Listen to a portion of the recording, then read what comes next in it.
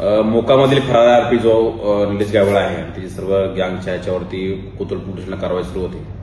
कारवाई दरम्यान आपल्याकडे एक तक्रारदार आले. तक्रारदार त्यांनी असं म्हटलेलं की त्यांनी जे बांधलेले स्कीम आहे त्या स्कीममध्ये म्हणजे ते बिल्डर आहेत त्या स्कीममध्ये निलेश गायवळ त्याचा बंधू आणि त्याचे बाकीचे इतर साथीदार यांनी त्या ठिकाणी माझ्या परमिशनच्या तो या ठिकाणी बांधतो कसा येथे बांधू शकत नाही कोणी आणि त्याचं बांधलेलं कन्स्ट्रक्शनचं जे त्याचे फ्लॅट्स आहेत ते बळजबरीने कब्जात घेऊन त्याला त्याची खंडणी मागली.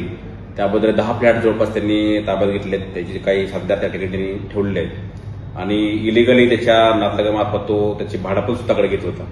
त्या तक्रारीवर आपण तो कोतुळ पोलिसांना एक्स्टॉर्शन आर्म्स ऍक्टनुसार गुन्हा दाखल केलेला आहे आणि त्याचा तो पुढचा तपास आहे ते कोतुळ पोलीस करत आहे. फिर्यादीने आणि तक्रारदारांनी सर ज्यांची नावं सांगितली आहेत त्याच्यामध्ये निलेश गायवळ, त्याचा भाऊ सचिन गायवळ, बाकीचे इतर त्याचे साथीदार आहेत की त्यांनी संगनमत मिळून त्या ठिकाणी त्याला धमकावून फ्लॅट ताब्यात देण्याचे भाग पाडले आणि काही त्या ठिकाणी त्याला शिव्या करून आणि त्या धमकीतून दुसरा जो नातलग आहे त्याच्यामार्फत तो त्याचे भाडं पण जे आहे भाडेकरी दुसरे भाडेकरी ठेवून त्या भाडेकरूंचे पैसा सुद्धा तो यांच्याच गँगमध्ये लोकांकडे तो जात होता आणि ज्यांनी जो बिल्डर आहे त्यांनी सुद्धा ही बिल्डिंग बांधली होती आणि त्या बिल्डिंगचा अवैध कब्जा घेऊन खंडणीसारखा हा प्रकार आहे. त्याच्यामुळे तो गुन्हा दाखल केला.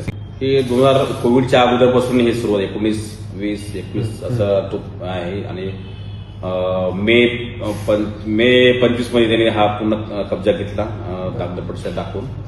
तर त्यानंतर आज आपल्याकडे ते फिर्यादी आले. फिर्यादींनी सांगितल्याप्रमाणे ते हकीकत आपण त्याचा एफआयआर दाखल केलेला आहे. आता याच्यामध्ये पासपोर्टच्या संदर्भामध्ये ज्या कायदेशीर प्रक्रिया आहे त्याच्यामध्ये कोर्टाची ऑर्डर असेल किंवा बाकीची पासपोर्ट ऑफिसची जे त्यांची ऑर्डर असेल किंवा पोलिसची लुकआउट नोटीस असेल या सर्व गोष्टींची पोलिसांनी जी आहे ती कारवाई ऑलरेडी इनिशिएट केलेली आहे.